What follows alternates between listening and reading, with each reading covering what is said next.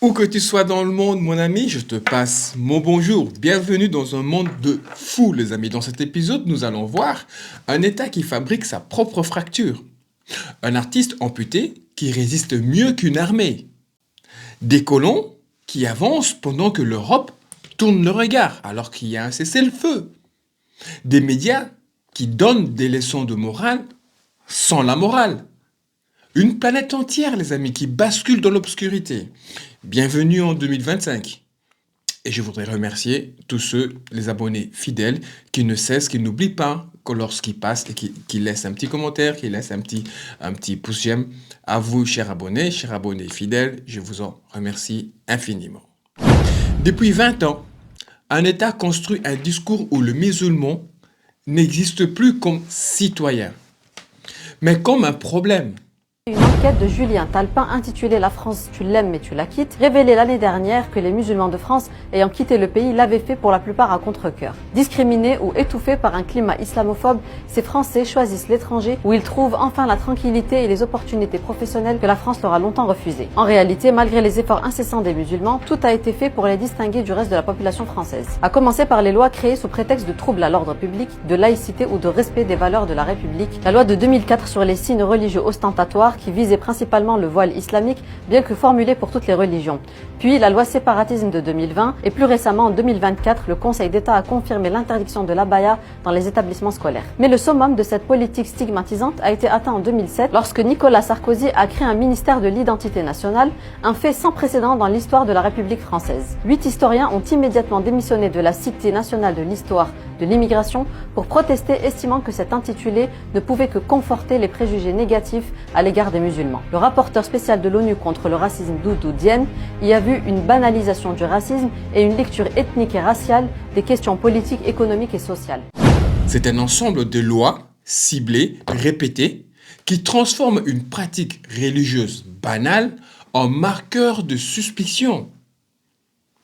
Le résultat, le pays crée lui-même la fracture qu'il prétend combattre. Puis, il accuse les victimes de cette fracture. Israël sait que personne ne le freinera. Les colons avancent en terre conquise. Ils s'installent, clôturent, expulsent. Ce ne sont pas des radicaux isolés. Ce sont les sous-traitants d'une stratégie d'expansion assumée. La colonisation n'est plus une polémique. C'est un plan de cartographie en temps réel. Nouvelle scène classique de l'extrême droite française, les amis. Prendre une actrice d'origine maghrébine, fouiller ses likes de 2019, inventer un scandale et faire semblant de défendre la France. Damien Rieu n'est pas choqué par les attentats. Il est excité par l'idée de capitaliser dessus politiquement. C'est ça la vérité. La réponse de Benzema, t'es juste un figurant dans ce monde. Et c'est bien vrai. Parce que si on doit comparer les deux personnages, en tout cas, il a raison. Lui est un figurant, Benzema non.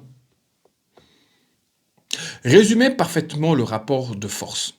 D'un côté, un agitateur en manque de notoriété. De l'autre, un joueur dont la voix porte plus que n'importe quelle propagande identitaire. Je signale que à M. Damien Rieu, il lui faut une centaine de tweets, peut-être pour se faire entendre. Benzema, il tweet une fois.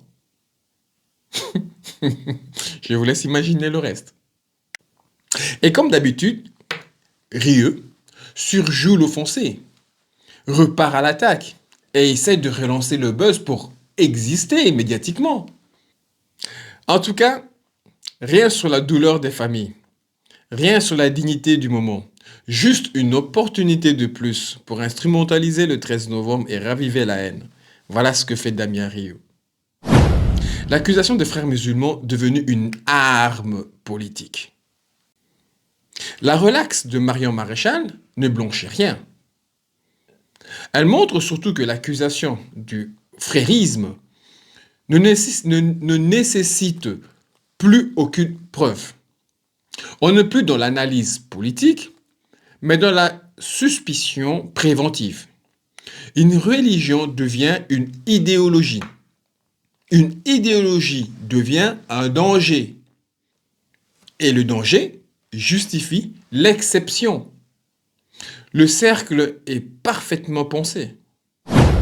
Nouvelle attaque contre une mosquée. Silence. Évidemment, ce n'est pas une synagogue. Dès qu'une mosquée est brûlée, on parle d'un acte isolé. Quand cela arrive 10 fois, c'est encore isolé. L'isolement systématique crée un angle mort volontaire. À force de minimiser, on normalise. Et quand c'est normalisé, cela devient acceptable. Voilà comment naît ce climat. Va brûler une synagogue et tu vas voir si c'est un acte isolé ou pas. Une militante pro-palestinienne incarcérée pour des tweets. La France prétend défendre la liberté d'expression, mais uniquement quand elle sert ses alliés. L'apologie du terreau est devenue un mot fourre-tout, pratique pour réduire au silence tout discours pro-palestinien. Pendant ce temps, des Français participent directement au bombardement. Eux ne sont jamais inquiétés. Morandini, les amis, encore lui, devient moralisateur. Une affaire qui, moi, m'a intrigué, voire révolté ce matin. C'est la lettre d'une jeune fille qui s'appelle Isaline et qui a écrit au garde des Sceaux Gérald Darmanin. Alors son histoire fait froid dans le dos parce qu'elle a été violée pendant près de 6 ans par son beau-père alors qu'elle était mineure. L'homme de 62 ans a été condamné par la cour d'assises du Morbihan à Vannes à 12 ans de prison pour agression sexuelle sur sa belle-fille. Donc jusque-là, tout peut paraître normal. Mais figurez-vous qu'il a été libéré après seulement 2 mois d'incarcération. Il avait fait appel et il s'était plaint des conditions d'incarcération. Il trouvait qu'en prison, c'était insupportable parce qu'il y avait trop de monde dans sa cellule. Isaline est dévastée, bien évidemment, en apprenant que cet homme est dehors aujourd'hui après avoir fait seulement 2 mois de tout prison. Mon soutien déjà, Isaline. Ouais, mais déjà, bon. Oui, attendez. Et je non, mais on la soutient tous. Mais je suis scandalisé. La réalité, c'est ça, c'est que cette situation, elle est incompréhensible. Vous voyez. Et moi, je vous le dis avec beaucoup de puissance. On marche sur la tête. En France, on marche sur la tête. Bah ouais. On marche sur la tête. Et ces personnes-là, ils se comportent pire que des animaux. Et même, je parle, ces humains qui laissent cet homme en liberté pour 2 mois. Non, il doit être sanctionné lourdement. Et j'irai même plus loin. La prison, c'est pas assez. La prison, c'est pas assez. C'est de la castration chimique qu'il faut lui faire. Alors ça, c'est une autre étape et c'est un autre débat. Il paraît que c'est volontaire. Oui, ouais, c'est un autre débat. Soyons sérieux, parce qu'on doit aussi protéger nos enfants. Parce que là, on parle de mineurs. Et là, la réalité, c'est qu'elle est là. Aujourd'hui, cette jeune fille, c'est une double peine. Elle est agressée sexuellement et elle est agressée psychologiquement. Ah ouais. Et ça, c'est pour toute la vie. Un prédateur sexe condamné qui explique à la France comment protéger les enfants. Et quand je vous dis que nous vivons dans un monde de fous, mes sujets, c'est MDF, monde de fous. C'est un monde complètement de tarés, les amis. Ce gars, qui ne devrait plus être à la télé, est en train de nous expliquer comment protéger nos enfants. On dépasse l'hypocrisie, on rentre dans le burlesque. Comme si un pyromane animait une formation sur la prévention d'incendie. Le fait même qu'il soit encore à l'antenne montre à quel point le paysage médiatique est pourri jusqu'à la moelle. Une experte démonte l'Europe sur Gaza. Je pense que c'est même pas juste dire que l'Europe a été silencieuse et absente devant ce qui se passe à Gaza, qui n'est pas une guerre, un génocide. Un génocide qui a été planifié et exécuté. Et on a les preuves, 2 ans de preuves de ça. Non, je pense que l'Europe est en train de profiter de ce qui se passe à Gaza. Aucun pays a fait le minimum pour se conformer aux principes de base du droit international dans ce qui concerne ses relations avec Israël.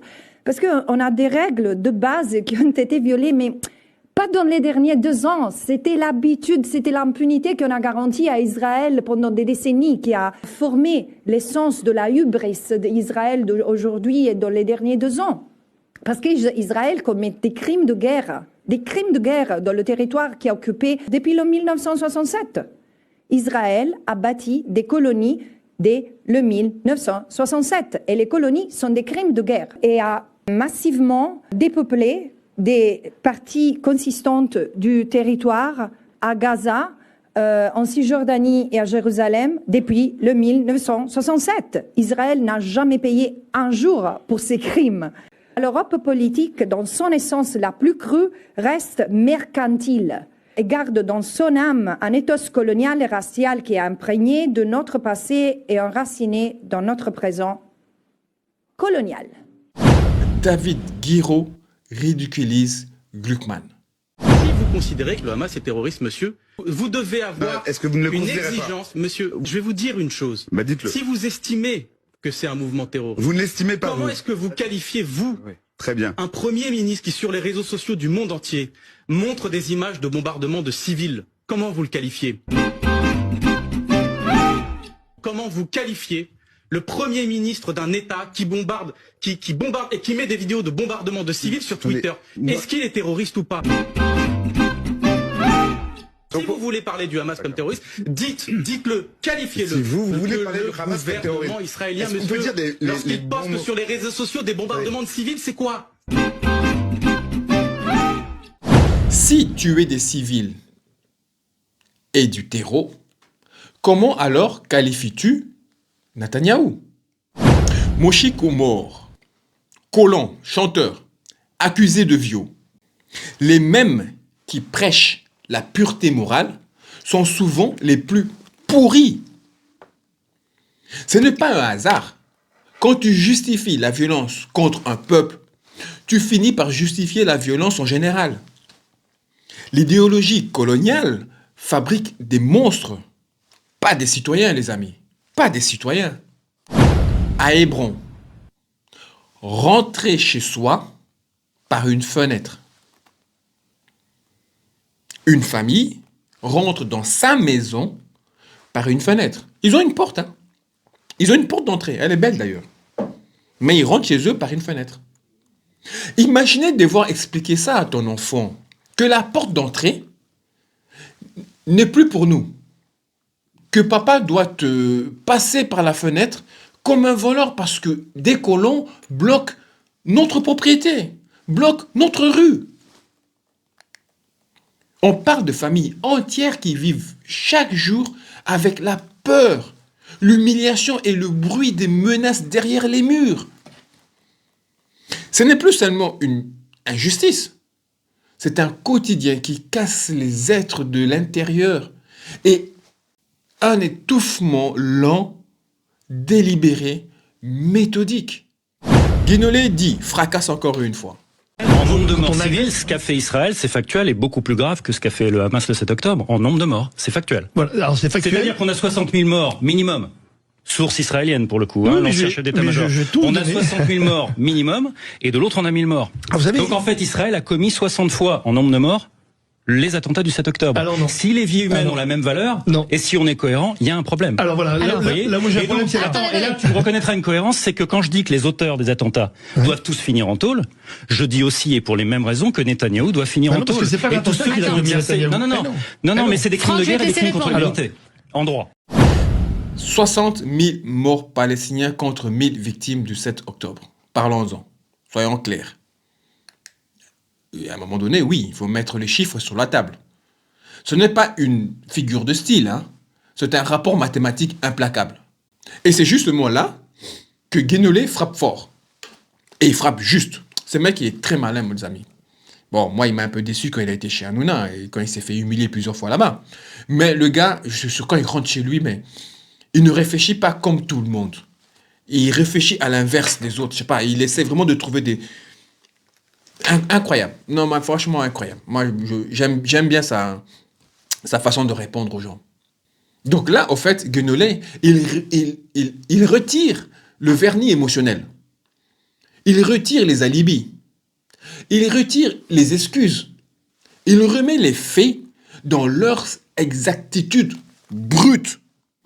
Le proche de Zelensky, qui vole 86 millions d'euros, et fuit où, devinez? En Israël.